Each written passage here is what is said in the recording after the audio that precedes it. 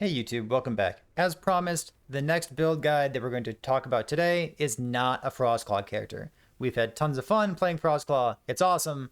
Claw Gang, it's great. My favorite skill in the game. However, another thing that I really enjoy about last Epoch is spark charges.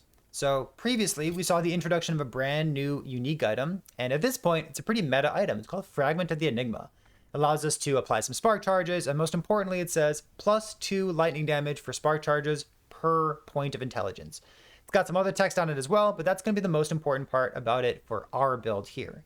Most of the time, when you see a Fragment of the Enigma spark charge build, you are applying spark charges with a melee attack. The benefit of that is Fragment gives you more damage for spark charges applied by melee attacks, so it doubles the damage of them, which is quite good. And then you have a melee attack in Mana Strike, which is the go-to for these types of builds. It's not the only option, but it's the go-to. Mana Strike has some built-in application of spark charges, and then there's the skill tree for Spellblade, which has some extra spark charges. There's affixes on your helmet that give you spark charges on melee hit as well, and there's plenty of synergy for spark charges with melee hit. So in Enter, this current patch, 0.9.2, and we have another brand new unique item called Mad Alchemist Ladle. So as a result of a build contest that I ran here on Twitch and YouTube a couple weeks ago, one person submitted a build that was a spark charge character that used Mad Alchemist Ladle, and they had some other things going on, but I liked something about that build. I liked the idea of combining the 2 flat damage per point of intelligence along with Mad Alchemist Ladle, which has this big 100% more damage multiplier on it, 96, 92, whatever, more damage multiplier on it, and then it gives you cast speed per intelligence. So instead of using a melee attack like Mana Strike, all of a sudden you have this huge incentive to find a build that works by using a spell that scales off of cast speed instead. After that, we saw one more piece of technology that was introduced to me. There was a person who was pushing arena. They got like 900 waves in the arena, and someone in my Twitch chat showed that video to me and they said, hey, what do you think about this build? And there were some things about it that I liked a lot. There were some things about it that I felt like only really worked in arena and you wouldn't really do these things outside of arena. But what I did like specifically was the use of Lightning Blast. So Lightning Blast, very oftentimes when you're using it, you're speccing it in one of two ways. Either you're speccing it for clear and you're having a whole bunch of chains, you're clearing the whole screen with this, or you are going to use Convergence, which has the Lightning Blast chain to the same target and do very, very high single target damage. So the Convergence node is one of the best single target things in all of last Epoch, and the chaining stuff just wasn't that great compared to it. So most of the time, when you see a strong build using Lightning Blast, you figure that they're probably using it for single target along with Convergence. This Spark Charge node here used to be fringe, and even now it's even more fringe than that. But it's always been here. So in the past, you could proc Lightning Blast off of other things, like Static, for example, and there was an okay argument to be made in favor of using Spark Charges there. Nowadays, that's been nerfed, and this Spark Charge node, to my knowledge, has really not seen much use at all. However, now that we have Mad Alchemist Ladle encouraging us to find a way to apply these spark charges and get this huge more damage multiplier, and now all of a sudden intelligence is giving us not only percent damage and percent damage, ward retention, cooldown recovery speed, and spell crit, but it's also giving us 2 flat damage for our spark charges, and it's giving us cast speed. So intelligence is just 100% the only thing we want in this build. We want a little bit of... Nope, it's intelligence. You just want intelligence every single place. A crit multi. I guess you'd like to have some crit multi somewhere. But even things like percent increase damage, and even things like crit to crit cap us, because we have a relatively low base critical strike chance, even those pieces of puzzle fall in line very, very well in this build. So I like that piece of technology. So we borrowed some ideas from this. We borrowed some ideas from the build contest, and we even borrowed some ideas over from Dread from Epoch Builds, co-host in the podcast, by the way. Borrowed ideas all over the place to put this build together. So what is it? This is a Lightning Blast, Spark Charge, Intelligence stacking build. We have tons of armor because of Static Shell. Our crit only comes from Prismatic Gaze. I think the most stripped down version of this build, with like no uniques or anything, the most stripped down version would be like, you need Prismatic Gaze, you need Mad Alchemist Ladle, and you need a Fragment of the Enigma. Everything else is bougie. Everything else is fancy. It's just more ways of getting more offense, more defense, more intelligence into the build. And you could even do better than this because you could have intelligence on your gloves instead of having cast speed here. I think this build is awesome. I don't think it's the best build in the game. I think it's very, very strong. And I'm not surprised to see people taking variations of this over 900 waves in the arena. I think it's a very, very good build. I'm surprised to see that Lightning Blast has been pretty much used only with convergence, and even taking the convergence node and not being able to use closed circuit. Closed circuit is so good against single target because you're standing on top of a boss like this. You are chaining, but you're also chaining back to yourself. And you'll see that my increased spell damage on the bottom left corner of the screen is going to go up to about 480, 500 at times, depending on my cast speed. I guess I trimmed some cast speed out, didn't I?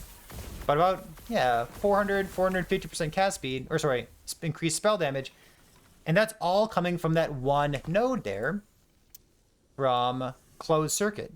So my crit chance, you can see, my crit chance is actually 64%, and there's nothing hidden here because spark charges don't have a skill tree. It's actual factual 64%.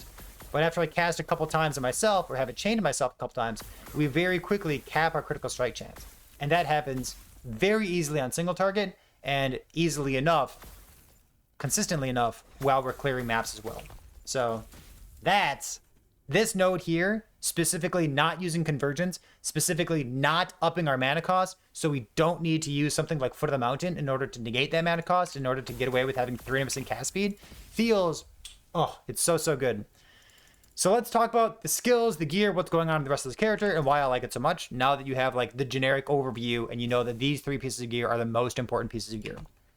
For our skills, we have Lightning Blast. You see basically what the skill tree looks like. We have 30% chance to spark charge on hit, but we also have a 200% more damage multiplier. We said that Mana Strike has a 100% chance to apply on hit, and it has more damage applied from this. So we get to scale intelligence instead of scaling melee cast or melee attack speed. You don't need melee attack speed, so there's like some differences between the intelligence stuff and the Mana Strike stuff. But this is 100% more damage. This is 200% more damage, but the other one has an extra spark charges applied. We have the double cast with the quadricast node here. And one thing that I really am impressed with in this build is you get cast speed very quickly because you're proccing lightning ages constantly. So your lightning aegis has 100% perma uptime because you have good cast speed, and your cast speed is reinforced by your idols cast speed while you have lightning aegis. So you'll have those idols are going to give you about 60% increased cast speed, and this node will always give you the 25% less damage taken. So this node being here is awesome. It's very strong. Let's go to our Runic Invocation. This build is currently using Cold Fire Cold, which is the Rowan's Frost Guard. I will hover over it here so you can see what's going on. It's got ward gained an initial burst that scales with intelligence. That initial burst can happen twice if you have the copied scrolls node here in the Runic Invocation skill tree. We also have some ward per second. Sorry, a ward per 0.4 seconds that scales with intelligence as well. That cannot be doubled off of the Runic Scrolls node, but it's still a nice thing to have. And then what we're doing in addition here is we've trimmed some of the extraneous points. My current cooldown of Runic Invocation is 7.3 seconds, but we're tying the room together by also branching all the way over to the right side for Elemental Starfield.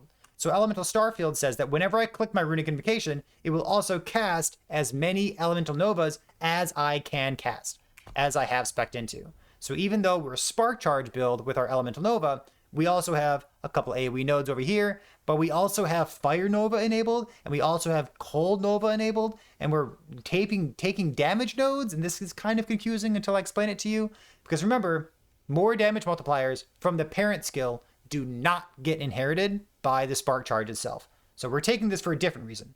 We'll get there. But the reason that we've all 3 Ellie Novas enabled is that when we hold down R, I basically numlock it myself. I just hold it down constantly. We also have bum bum bum. We have 3 Ellie Novas go off, and those 3 Ellie Novas will also apply spark charges for us. Do you need to do this? No. Is it cool? Does it up your damage? Is it worth fitting into your build because the opportunity cost is quite low? Yes, I think so. That's what Ellie Nova is doing here as well. Ellie Nova continuing to tie the room together. We are proccing it off of our teleport with all these nodes on the bottom right side. So we have our Runic Invocation giving us some extra spark charges. I guess I need to have my things up, don't I? Runic Invocation giving us some extra spark charges as we proc our Elinova, like that. And then our TP also procs back to Elinovas. And then our single target damage and some of our clear as well, coming in from 300% cast speed on Lightning Blast. The last bit of the puzzle here is Flame Ward. We have trimmed a couple points that I would otherwise have put into ward per second and ward retention, and I've trimmed 1 point out of Prismatic Buffer, and instead we're putting all those points into the flat damage and haste. So what that means is once we click Flame Ward, we're basically numlocking or casting teleport off of cooldown as quickly and as often as possible in order to maintain haste. So this build has tons of movement speed, and we can just run through monoliths. We can teleport on top of monsters. They explode behind us. The build looks awesome. There's Elinovas going off everywhere. It's very fast. It's very tanky. And it's a very good single target as well. So those are the skills. Let's talk about the mastery real quick. We have 20 points in the mage base class. A little bit weird going on here. We haven't maxed out our crit chance and crit multi node. We don't really need this, and we really wanted to fit in some extra nodes for even more DPS. So we trimmed just a tiny bit of crit multi off of this knowledge of destruction node. Important that we are using cold lightning blast because of the skills that I have across my bar here. You could change this and do it, whatever particular flavor you want, but this is what I enjoy doing. I like having unspec'd snap freeze because I find it really nice to stop enemies from doing things. You can snap freeze a diamond matron. You can snap freeze a covenant of destruction. You can snap freeze all sorts of monsters and even some bosses and even most bosses with snap freeze. Is it cheesy? Yeah, but it fits in the build really elegantly, and it's a good thing to have. So we have cold here. We have fire on our flame ward, and then teleport has no elemental tag, so it skips. Runic Invocation skips itself, so we have cold, fire, skip, and then we want to be casting lightning blast. And because we want cold, fire, cold in order to get the Rowan's Frostguard invocation, cold, fire, our lightning blast needs to be cold, so we have 1 point here to make it cold. Spellblade, there's no points in the element resistance here. You'll see that my Ellie res is just under capped here, but as we teleport, that we are nice and capped. For a Sork skill tree, we are dealing lightning damage, so we would like to have Lightning Leech. This is a great 1.5 to mitigate the downside of Twisted Heart. And on single target, it's very easy to keep yourself tapped off. And then while you're clearing maps, you'll be lower health, but it really doesn't matter because you'll still be sufficiently tanky. So that's just 1.5% leech there. We obviously have the calculated destruction node to make intelligence scale into our crit.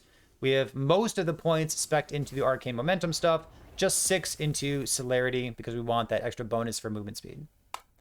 For the Runemaster skill tree, there's one piece of spice. There's one thing here that I would consider spice. If you've never seen it before, I guess we can talk. We trimmed out 1 point of cast speed because we're already about 300% cast speed, and just trimming 1 point is fine. So we still want the 5-point bonus here. We have Sphere of Protection. Every single mage build should have this. It's a less damage taken modifier. You take it because it's good. We have 8 points in Arcane Focus for ward gain and direct spellcast, and then our less bonus damage taken from crits from the Mental Catalysis node. We are not using an AoE skill, so we're not using Frostclaw, unfortunately, but we can still generate 15 to 16,000 ward on single target. So, it'd be cool if we could take this, but unfortunately we can't take this. There is a thought of converting Lightning Blast into an AoE skill. It costs 1, 2, 3, 4, 5, 6 points to do that, and I also don't think it's good. Maybe this will be changed at some point, but I like this node. I like Edict of the Scion. I don't like it enough to butcher the rest of my build just to fit it in. And 15,000 ward is a sufficient amount of ward. So we do not have this. We're using a wand. We get crit multi. That's great. We have a bunch of intelligence scaling into cooldown recovery speed. That's very cool. We have 1 point into Runeward Avalanche because we're casting a cold skill, and this is some extra cold damage for us.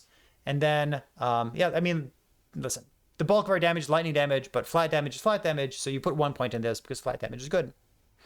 Jagged Veil is fine for us, some extra ward gain, technically more crit multi against bosses, but who's counting? I would just take this because of the ward gain on crit. The spicy things are these 5 points, these 5 points, and these 7 points. So these are flexible. You can trim these and you can treat them differently if you'd like to.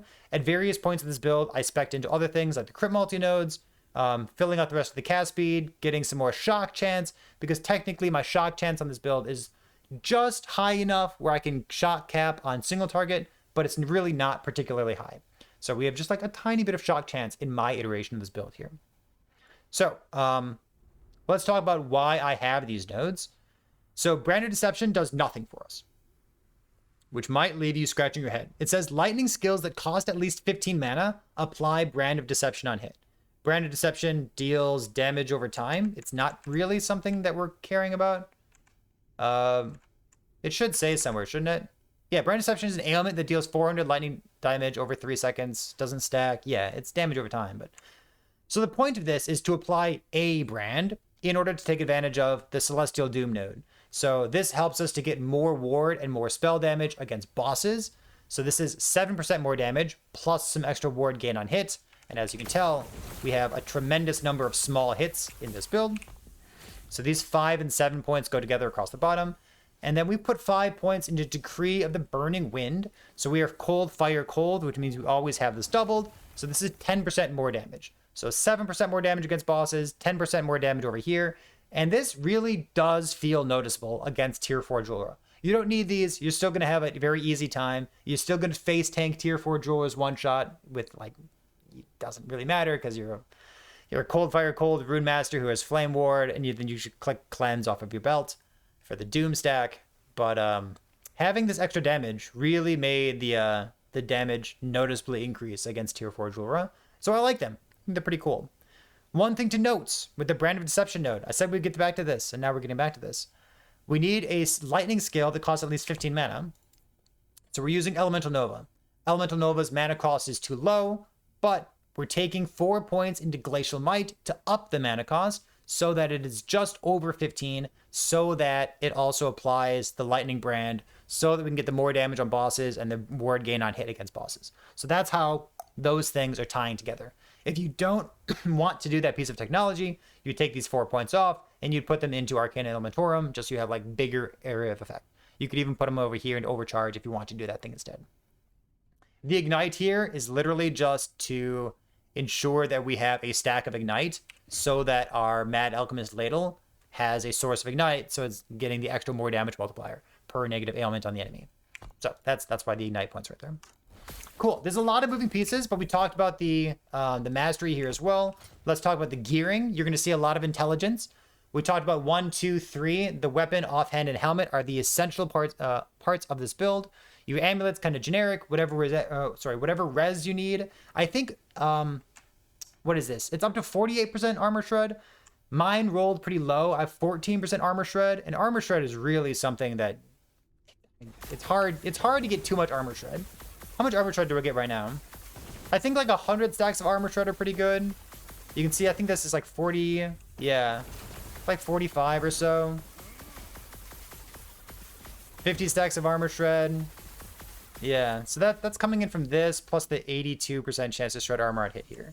So I think like we could fit more armor shred in the build. Like this is only a tier 4 modifier, but having a bit of extra armor shred is something that you want. And my build currently, I was going to say does not have frailty, but Mad Alchemist Ladle is an awesome item. So we do have frailty. God bless. Look at that. Look at me thinking ahead, having frailty in my build. All right, so crit chance, crit multi. Sweet. Let's move on. Your Prismatic Gaze is going to be better than my Prismatic Gaze because you're better at this game than I am. You're going to have a +4 crit, that third to final line of text. You'll have a +4 Prismatic Gaze with Exalted Intelligence on it. That is the best thing for this build. Your body armor is going to have as much intelligence as possible. You could use any old thing, but I think Static Shell is awesome. We get about 3,400 armor while we're walking around because we do get armor off of our teleport as well. So that 3,400 armor is doubled against anything that you've shocked, which is pretty much all monsters. This goes from 105 more armor up to 175 more armor, so you can get huge amount of tankiness out of your armor for this, and this is going to influence some of our other decisions in this build as well. You could even take another more armor multiplier if you wanted to go that route and use a Throne of Ambition as well. So you could have 2 separate more armor multipliers. And someday, when they allow us to convert Lightning Blast to a fire skill, you might get 3 more armor multipliers if they allow us to convert Lightning Blast to a fire skill. We'll see. We'll see on that one. Static Shell gives us some more lightning damage against shocked enemies as well. It's kind of cool. So yeah, we are using this because we don't need HP because we're a ward build, and that's awesome. For the rest of our gear, having a well-rolled Ferobor's Persistence is awesome. getting as much armor as possible, and all the way up to 18 intelligence. Remember, this thing actually rolls higher than tier 7 intelligence, so it's tier 8 intelligence. It is a fantastic ring. The rest of your rings, there's actually a lot of flexibility. You could get an Osirian ring with 1 LP with intelligence on it. You could get a Doom ring that has leech rate and a good implicit of elemental resistance and movement speed. And Doom is an extra ailment to make your Mad Alchemist Ladle deal more damage. Just put tier 7 intelligence. As long as you get tier 7 intelligence on something, you're pretty happy. So those are the kinds of things you're looking for. If you want to use like a normal opal ring, that's fine as well. But someday you're going to want something more than just a basic ring that looks like this. So you want as much intelligence as possible, but you have lots of options for cool LP unique items too. Our belt, you have quite a few options for your belts. You could use one of the ward belts in the game, like Ward Trail or Shards of Souls, or Strands of Souls is a good belt as well. The reason we're using a Legacy of the Quiet Forest is it fixes Void Res, which is something that I needed for my iteration of this build, and it also has flat armor. The implicit armor goes up to 100, I've got 95, and the explicit armor goes from 30 to 145, I have 128. So this amount of armor brings my particular build from from 1974 up to 2656. So it's like 700-ish armor off of this belt here, which is very, very cool. Other options that you're looking for, anything with as much intelligence as possible for a unique item. You could use a basic boot that has intelligence on it, sure. But once you start looking at unique items, you have things like Telfoon's Mirage and Blood of the Exile, because they have intelligence, and then you can LP more intelligence onto them. So that's the goal with this kind of build. Swaddling of the Erased, you're looking for something with cast speed or intelligence. I'm pretty sure intelligence is a better choice because intelligence is cast speed. If you could only get one of those tier 7s, I would take a tier 7 intelligence instead. But this is the best one that I've got, so I've been using this on a lot of these Mad Alchemist Ladle builds also. It's got all attributes as a suffix, as an affix here, so it at least has 6 intelligence, and then it has double cast speed rolls, which is sweet. The last thing here is a Twisted Heart. You'll note that my Twisted Heart has tier 7 strength on it, which makes my armor a little bit inflated compared to what yours will likely be. You should aim for a tier 7 intelligence on a Twisted Heart. Tier 7 strength makes you really tanky, and it's got good synergy with Static Shell, which is cool, but it's not necessary. You know, if you get just a normal Twisted Heart, you'll be fine. A Twisted Heart with spell damage, Twisted Heart with spell crit, with crit multi, with plus levels to nothing. Okay, no plus levels. But Twisted Heart by itself gets you most of the way there. So strength, intelligence. Intelligence is going to give you more damage. I would like to have intelligence, but strength is fine. For the idols next, we have the cast speed, cast speed, cast speed. We are using teleports. You can get even more cast speed if you wanted to, but I opted into one of these tall 1x4 idols, which says 3 seconds of stun immunity after using teleport. So we're on a 3.1 second cooldown, which means we're pretty much stun immune. Your stun immunity is a function of the incoming damage relative to your health plus ward. So high ward builds oftentimes don't get stunned because you have so much ward. But I thought that this was a neat piece of technology to fit in that really differentiates it from a build that would otherwise be using Flame Rush. So this is a good thing to care about, or to at least know about, especially if you're doing high waves in the arena. For your blessings here, let's take a look at this view here, because I prefer this view myself. Your crit multi blessing from the Black Sun could be Spell Leech if you really wanted your Twisted Heart to be doing more work for you. This is my 1.5% leech, which caps me on single target. You can see my health is popping back up just fine with only 1.5% leech. But you could get spell damage leech's health here instead, but I went crit multi. For ending the storm, we're a lightning build. We take shred. We do not need crit avoid because we're going to be scaling into less bonus damage taken from crits, like this node in Runemaster here, mental catalysis. So we don't take crit we don't take crit avoid. We take the all resistance. We take flat armor here. We care about armor and we scale it quite well. Same thing over with Age of Winter. We take percent armor because we scale it quite well. Cool. I think that about does it for the character here. It's awesome. It's, visually speaking, very fun to play. Lots of explosions. Makes you feel like a cool guy who doesn't look at explosions. The gearing has been very enjoyable. There's lots of little min-maxing things to do. You could always find a better pair of Swaddling of the Erased. You could always get tier 6 or tier 7 on a better pair of boots, or even a 2LP pair of boots. You could look for different kinds of belts. You could fit in just a little bit more reduced bonus damage taken from crits to make yourself just a little bit tankier for when those crits do actually happen. It's a really enjoyable character. The damage is very strong. I'm kind of surprised that this build has popped off so well, but I'm really happy with it. So we're going to shelf this build for now. I have a build contest going on right now in collaboration with some other content creators and with EHG themselves. So we're going to go take part in that build contest for the next week. We might come back to this build at some other point, but I don't really want to bastardize this character. I'm just going to leave it put together because it's so good and I like it so much. So hopefully you do too. If you enjoy this character, if you've been playing Spark Charges, or like a Mad Alchemist build, something with Lightning Blast, Spark Charges, let me know. Let me know what kind of variations you've seen or what you've messed around with as well. But we've got work to do, so I'll see you next time.